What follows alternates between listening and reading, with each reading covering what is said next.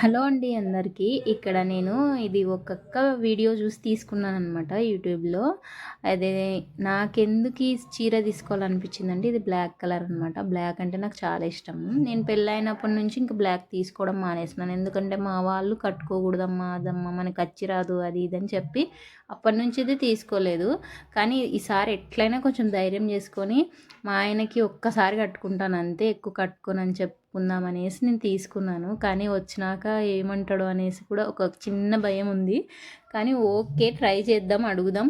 Okay కట్టుకో అంటే కట్టుకుంటా, లేదంటే మామూలుగా ఇంకా వదిలేస్తాననేసి అనుకున్నా. నిజంగా అంటే కాలేజ్ పిల్లలకైతే ఇది చాలా బాగుంటుంది, అంత బాగుంది. అస్సలు స్మూత్గా ఉందనమాట చీర అయితే. సూపర్ నచ్చింది నాకైతే.